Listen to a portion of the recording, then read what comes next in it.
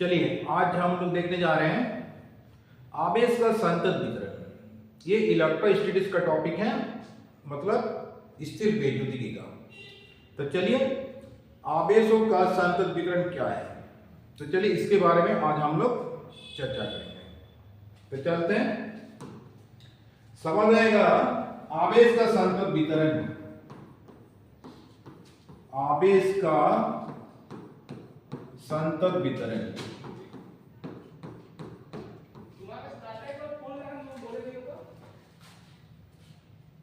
अब देखिए आवेश का संतत वितरण है क्या। जैसे आवेश हम लोग दो प्रकार के पढ़े, पॉजिटिव एक नेगेटिव। लेकिन कोई भी वस्तु में अगर इसको डाल दिया जाए तो वस्तु में किस रूप में डाल सकते हैं। मान के कोई वायर है, तार है, पॉजिटिव डाले चाहे नेगेटिव, एक समान रूप से इसमें डाल देंगे तो इसी को बोलते हैं आवेश का संतत वितरण। लेकिन एक्चुअल आवेश का संतत वितरण नहीं होता है आवेश क्वांटीकृत होता है। क्वांटीकृत बोले तो जो घर्षण विद्युत में हम लोग पढ़ चुके हैं कि जब दो वस्तु से आवेश को उत्पन्न कराया जाता है, जब इलेक्ट्रॉन इधर से इधर भागेगा, इलेक्ट्रॉन इधर बढ़ जाएगा तो इधर नेगेटिव हो जाएगा, इधर घटेगा तो पॉजिटिव हो जाएगा। तो ये आवेश पूर्ण संख्या में मतलब मुक्त करता, मतलब इलेक्ट्रॉन पूर्ण संख्या में जाएगा। इधर 5 इलेक्ट्रॉन ज्यादा होगा, इधर 5 प्रोटॉन ज्यादा होगा। बस इस प्रकार से कोई भी वस्तु में आवेश को डाल सकते हैं, मतलब क्वांटीकृत के रूप में। ऐसा नहीं कि आवेश टूटा हुआ है, नहीं, ऐसा संभव नहीं है। जैसे मान लीजिए यहाँ पर आवेश, यहाँ पर इलेक्ट्रॉन की कमी है इसलिए पॉजिटिव चार्ज है, तो इसका मतलब ये नहीं है 10.5 प्रोटॉन ज्यादा है इसमें, नहीं, ऐसा कभी संभव नहीं है। इसलिए जब कोई आवेश को किसी वस्तु में समान रूप से वितरित किया जाता है तो उसे आवेश का संतत वितरण कहा जाता है। इसका अर्थ यह नहीं है कि आवेश संतत होता है, बल्कि आवेश क्वांटीकृत होता है। विकिरणित आवेश किसी वस्तु में अति सूक्ष्म दूरी पर स्थित हो तो उसे संतत माना जाता है। तो आवेश का संतत वितरण 3 प्रकार का होता है। क्या क्या? अगर कोई सीधी रेखा में रहे, या कर्व लाइन में रहे, इसमें आवेश डाल देंगे तो इसमें हो जाएगा रेखीय आवेश वितरण। इसमें अगर समान रूप से आवेश को डाला जाए तो ये हो गया रेखीय आवेश वितरण। इसको क्या बोलेंगे? रेखीय आवेश वितरण। इसके आगे देखिए, मान के चलो कोई एक पृष्ठ लेंगे और पृष्ठ में समान रूप से आवेश को डाल देंगे तो इसको हम लोग बोलेंगे पृष्ठीय आवेश वितरण। अब तीसरा में हम लोग देखेंगे आयतन आवेश वितरण। आयतन आवेश वितरण, कोई भी आयतन में, भी वॉल्यूम वाले कोई आयतन में समान रूप से आवेश को वितरित किया जाता है तो उसे आयतन आवेश वितरण कहा जाता है। अब देखिए तीनों में डिफरेंस क्या आ रहा है। यहां पे देखिए सिर्फ एक एक्सिस काट रहा है, डायमेंशन। डायमेंशन की बात हो, निर्देशांक, जो हम लोग क्लास 11 में पढ़ चुके हैं। जो डायमेंशन कितने टाइप के होते हैं? 3 टाइप। क्या क्या? एक्स वाई जेड, ये आएगा एक्स, ये आएगा वाई, ये आएगा जेड। अब देखिए कोई एक सीधी रेखा में कोई वस्तु गति करे तो उसको बोलते हैं 1 डायमेंशन। यहाँ पर देखिए एक सीधी रेखा में जा रहा है, इसको बोलेंगे हम लोग 1D, 1 डायमेंशन। ये देखिए y और x दोनों एक्सिस को काट रहा है, इसको बोलते हैं हम लोग 2D, 2 डायमेंशन। आयतन में होगा तो क्या होगा? यहाँ पर तीनों एक्सिस को काटेगा, x y z। ये हो गया 3 डायमेंशन। इसको बस ध्यान में रखना है। तो इसका परिभाषा हम लोग कैसे देंगे, सब कुछ बता रहे हैं। देखिए पहले समझ जाइए, उसके बाद आते हैं परिभाषा। अब आवेश का संतत वितरण का परिभाषा हम लोग कैसे देंगे, तो चलिए ये बात करेंगे।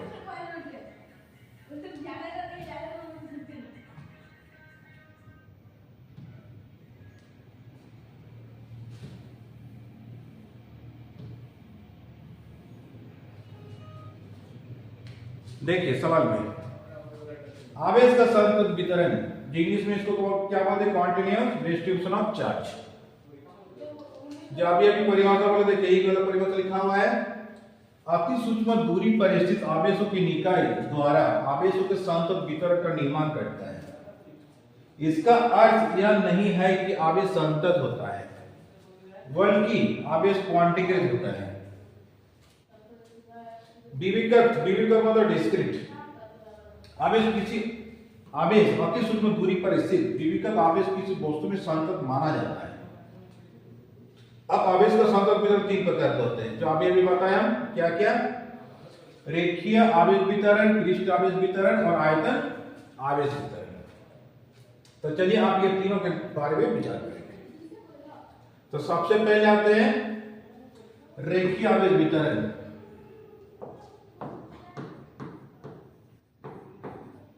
रेखीय आवेश वितरण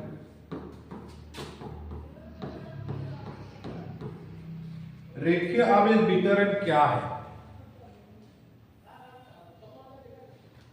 देखिए, यह सीधी रेखा भी हो सकता है या वक्र रेखा भी हो सकता है।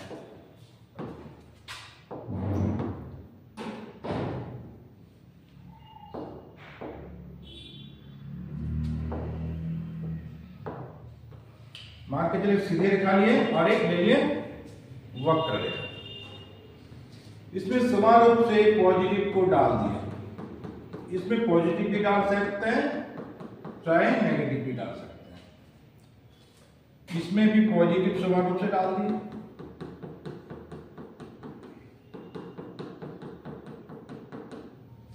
तो इसको हम लोग क्या कहेंगे? रेखीय आवेश वितरण। इसका परिभाषा कैसे देंगे? देखिए,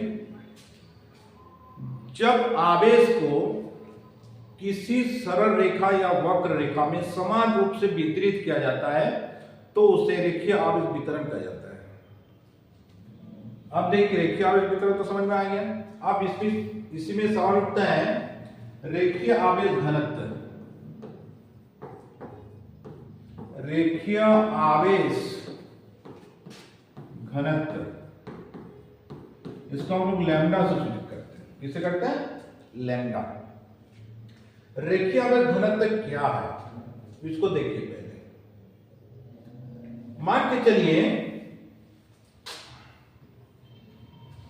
एक तार है और इसमें समान रूप से आवेश को हम लोग वितरित करा दिए।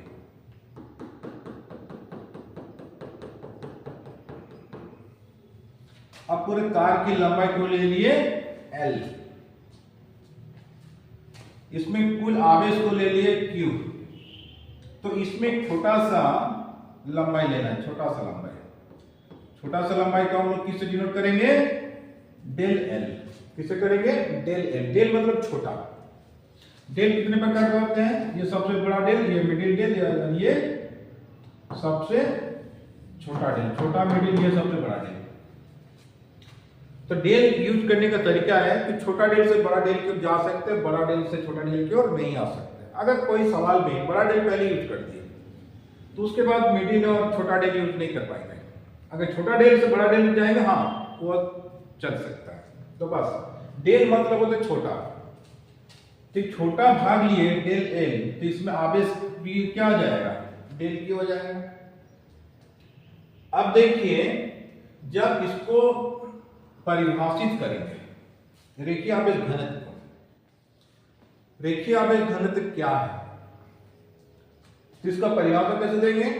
इसके प्रति इकाई आवेश पर, प्रति इकाई लंबाई में आवेश के परिमाण को, इसको परिभाषा लिखेंगे तो क्या लिखेंगे? प्रति इकाई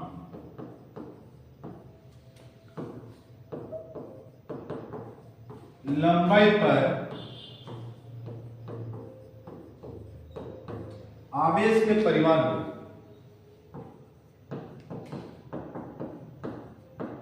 आवेश के परिमाण को रेखीय आवेश घनत्व, रेखीय आवेश घनत्व कहा जाता है।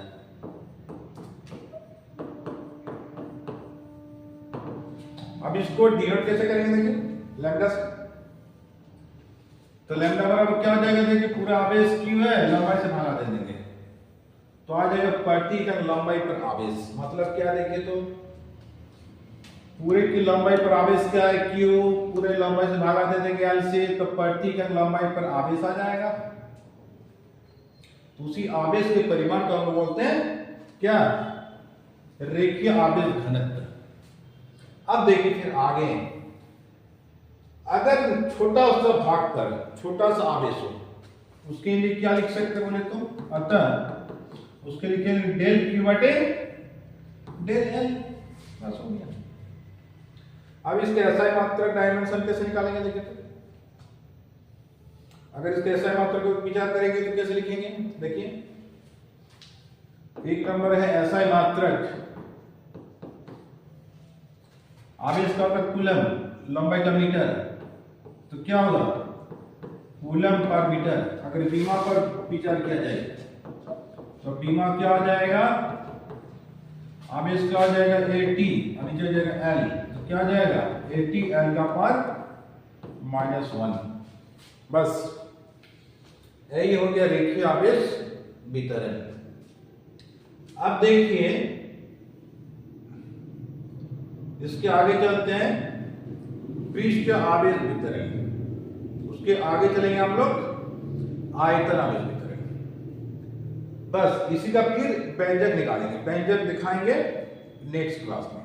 तो चलिए आगे देखते हैं हम लोग पृष्ठ आवेश वितरण। पृष्ठ आवेश वितरण, पृष्ठ आवेश वितरण को कैसे परिभाषित करेंगे, देखिए उसी पर ध्यान। जब कोई पृष्ठ में समान रूप से आवेश को वितरित किया जाता है तो उसे पृष्ठ आवेश वितरण कहा जाता है। इतना तो समझ में आ गया। अब पृष्ठ आवेश घनत्व कैसे परिभाषित करेंगे, देखिए पृष्ठ आवेश घनत्व, इसको हम लोग सिग्मा से सूचित करते हैं। इसको क्या बोलते हैं, इसको बोलते सिग्मा। सिग्मा।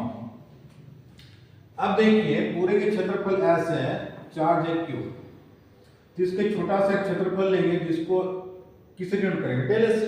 छोटा सा आवेश क्या आ जाएगा डेल Q, और आवेश घनत्व क्या आएगा सिग्मा।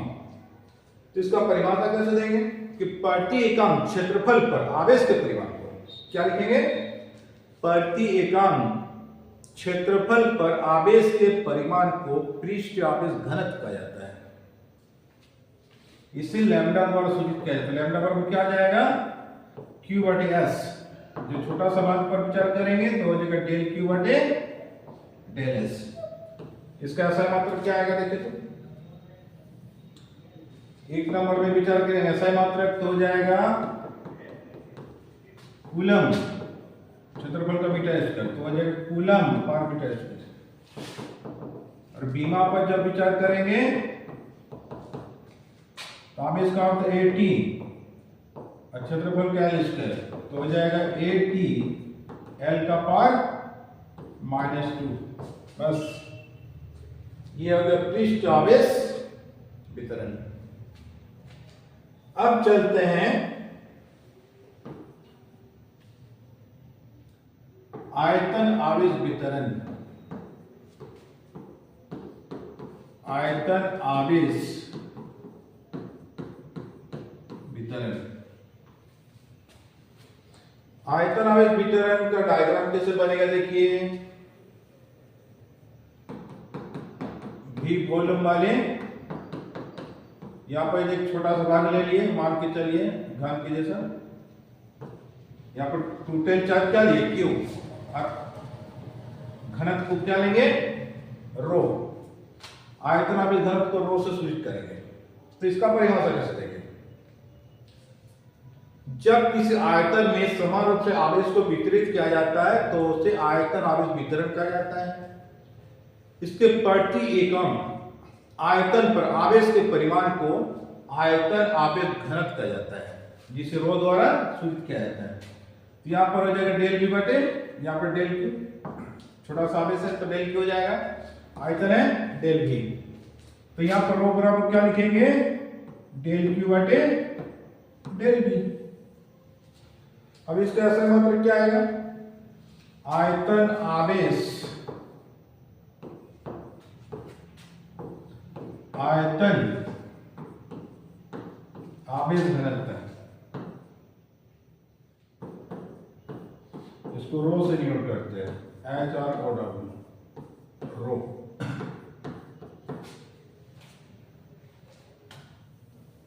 अब एक नंबर में विचार करेंगे ऐसा है मात्रक, ऐसा है मात्रक क्या हो जाएगा, देखिए तो आवेश का होता है कूलम और आयतन का हो जाएगा मीटर क्यूब, तो हो जाएगा कूलम पर मीटर क्यूब।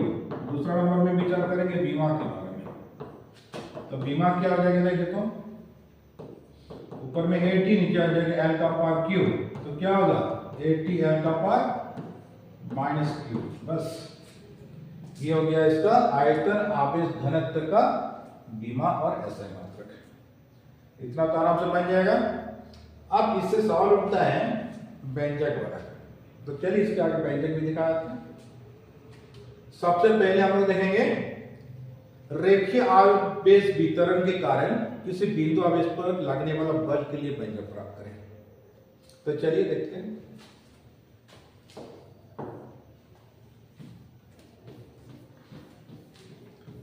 सबसे पहले देखिए सवाल देखिए, रेखीय आवेश वितरण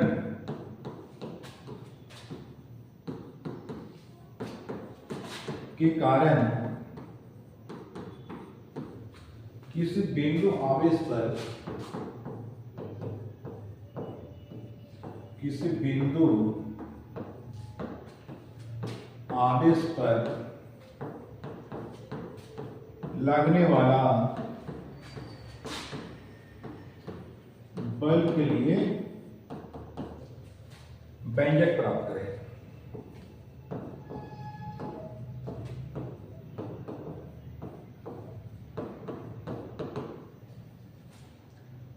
अब देखिए सवाल है, रेखीय आवेश वितरण के कारण किसी बिंदु आवेश पर लगने वाला बल के लिए व्यंजक प्राप्त करें। तो देखिए सबसे पहले इसका डायग्राम पर फोकस करिए।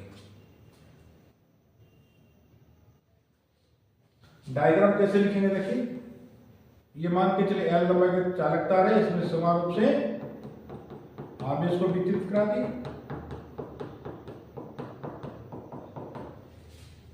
अब इसमें नेट चार्ज क्या लेंगे, टोटल चार्ज की, इसमें एक छोटा सा अल्पांश लेते हैं, चार्ज अभी देगा डेल L और इसमें आवेश हो जाएगा डेल Q। इसकी मिडिल पॉइंट से R डिस्टेंस में एक बिंदु आवेश हम लोग लेंगे Q0, मतलब प्रेक्षण आवेश, जिसका वैल्यू है 1 कूलम। प्रेक्षण आवेश का वैल्यू होता है 1 कूलम। ये पॉइंट P लेंगे, यहां से अगर दूरी को ले लेंगे R। अब देखिए ये यूनिट वेक्टर के रूप में दिखाएंगे, मतलब पोजीशन वेक्टर। अब देखिए यहाँ पर यूनिट वेक्टर दिखाने का तरीका क्या है, या तो I cap, J cap, K cap या R कैप।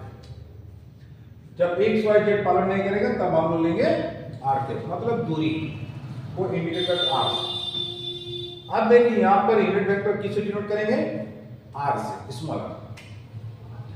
अब ये भी पॉजिटिव है, ये भी पॉजिटिव है, तो पॉजिटिव पॉजिटिव क्या होगा, देखिए तो आकर्षण करेगा कि रिपल्सन करेगा, रिपल्सन करेगा, मतलब विकर्षण करेगा। तो इसके डायरेक्शन किधर होगा, बाहर की ओर, तो R की दिशा में जाएगा बाहर की ओर। तो ये बताएगा यूनिट, मतलब एक सीधी रेखा में ये काम करेगा। इसको यूनिट वेक्टर दिखा दिए तो वो आ गया वेक्टर फॉर्म में, और यूनिट वेक्टर नहीं दिखाएंगे तो वो आ गया स्केलर, मतलब अदिश राशि में। तो इसको वेक्टर फॉर्म में दिखाना है। अब देखिए इसका व्यंजक में आते हैं, डायग्राम में समझ में आ गया। इसका परिभाषा कैसे देंगे, देखिए जिसको नोट्स चाहिए हमारे टेलीग्राम से आप लोग डाउनलोड कर लीजिए, वहां से आराम से पढ़िए आप लोग। हमारे टेलीग्राम चैनल का नाम है फिजिक्स क्लासेस दुमका। आप लोग टेलीग्राम में जाइए और सर्च मारिए फिजिक्स क्लासेस दुमका, इसमें सारा नोट्स मिल जाएगा, क्लास 11 क्लास 12 हिंदी मीडियम और इंग्लिश मीडियम दोनों वर्षन का मिल जाएगा। अब वहां से डाउनलोड करके आराम से आप लोग पढ़ सकते हैं। अब देखिए आगे इसका परिभाषा कैसे देंगे।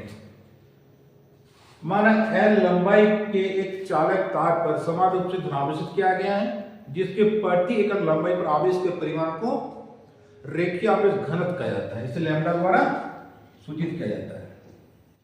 इसमें एक अवयव डेल एल लिया गया है, जिस पर आवेश क्या है, डेल क्यू है। तो रेखीय आवेश घनत्व लैम्डा बराबर क्या होगा देखें तो डेल क्यू बटे डेल एल। तो डेल क्यू बराबर लैम्डा के साथ क्या आ जाएगा, डेल एल हो जाएगा। अब देखिए ये आवेश और ये आवेश क्यू नॉट, एक अवयव आवेश क्यू नॉट आर दूरी पर कोई बिंदु आवेश क्या है, क्यू जीरो के मान लगने वाला अल्प बल। जब अल्प बल निकालेंगे तब क्या आएगा बोलते हैं, vector of del F is equal to 1/4 pi epsilon naught. ये आवेश है डेल क्यू और वो आवेश है क्यू नॉट, दूरी है आर स्क्वायर। यहाँ पर वेक्टर है तो यूनिट वेक्टर लगना जरूरी है, नहीं तो ये गलत माना जाएगा।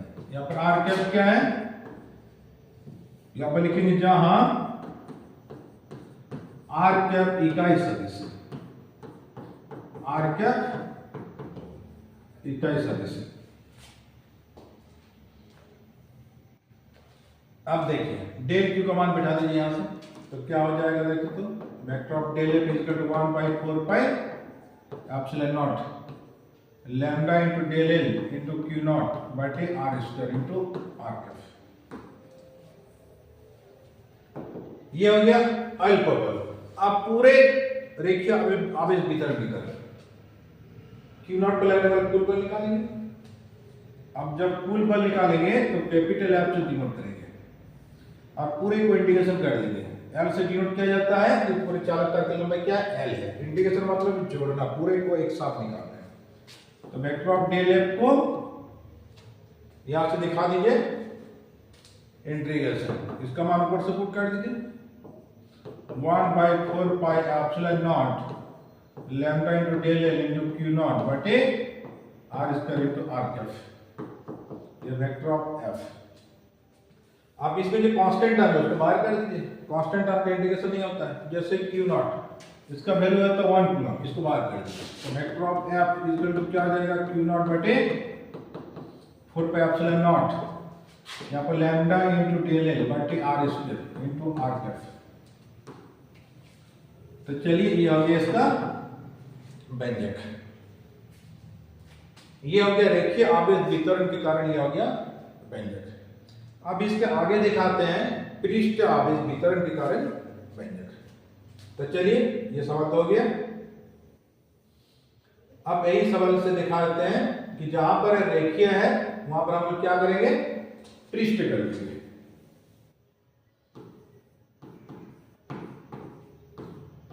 पृष्ठ आवेश वितरण के कारण किसी बिंदु आवेश पर लगने वाला बल के लिए व्यंजक प्राप्त करें। तो देखिए इसका डायग्राम कैसे बनेगा।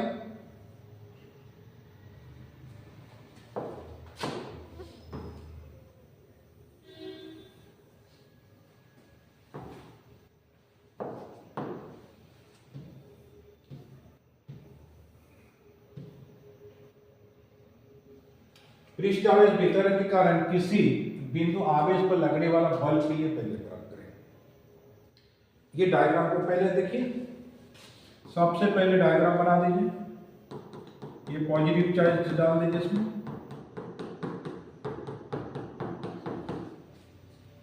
पूरे क्षेत्रफल है S, पूरे आवेश है Q। इसमें पृष्ठ आवेश घनत्व किससे लेते हैं, सिग्मा से। अब क्या करेंगे, इसके अंदर एक छोटा सा भाग लेंगे जो क्षेत्रफल का डेल एस और आवेश हो जाएगा डेल क्यू। इसके आर दूरी पर कोई बिंदु आवेश हम लोग क्या लेंगे जी, P, जहां पर इकाई धनावेश Q रखा गया है। यहां से यहाँ के डिस्टेंस लेंगे R। यूनिट वेक्टर क्या लेंगे, स्मॉल r कैप। अब इसका भी परिभाषा कैसे देंगे, देखिए कि माना S क्षेत्रफल वाले किसी पृष्ठ पर समान रूप से धनावेशित किया गया है, जिसके प्रति इकाई क्षेत्रफल पर आवेश के परिमाण को पृष्ठ आवेश घनत्व कहा जाता है, जिसे सिग्मा द्वारा सूचित किया जाता है। इसमें एक अवयव डेल एस लिया गया जिस पर आवेश डेल क्यू है। अतः पृष्ठ आवेश घनत्व सिग्मा बराबर क्या आ जाएगा, डेल क्यू बटे डेल एस। तो डेल क्यू बराबर हो जाएगा सिग्मा इंटू डेल एस। अब क्यू जीरो यहां पर देखिए, डेल क्यू और क्यू जीरो के मध्य लगने वाला अल्पबल, अल्पबल उसी पर का निकालेंगे। वेक्टर ऑफ डेल एफ बराबर 1/4 पाई एप्सिलॉन नॉट। यहां पर del Q into Q naught बटे आर स्क्वायर, यहां पर लिखेंगे आर कैप। आर कैप क्या है, इकाई सदिश। अब डेल क्यू का मान पुट कर दीजिए यहां पर। Vector of del F is equal to 1/4 pi epsilon naught sigma into del S into Q naught by R square into R cap. इसको एक बार हाईलाइट कर दीजिए। अब देखिए क्या आगे, पूरे पृष्ठ आवेश वितरण के कारण Q0 पर लगने वाला कुल बल, तो कुल बल लिखेंगे कैसे, vector of capital F. Integration कर देंगे पूरे क्षेत्रफल को, वेक्टर ऑफ डेल एफ का मान ऊपर से पुट कर दीजिए। तो क्या हो जाएगा, 1/4 pi epsilon naught sigma into del S into Q naught by R square into R cap. जो कांस्टेंट टर्म है उसको बाहर कर दीजिए। तो पिछले टॉपिक में भी तो दिखाए हैं, यहाँ पर क्यू नॉट बटे 4 पाई एप्सिलॉन नॉट, यहाँ पर सिग्मा इंटू डेल एस बटे R square into R cap. बस ये भी हो गया व्यंजक, पृष्ठ आवेश वितरण के कारण यह व्यंजक आ गया। तो चलिए ये सवाल इतना ही था। अब हम लोग देखेंगे आयतन आवेश वितरण के कारण। तो चलिए पृष्ठ बड़ा क्लियर।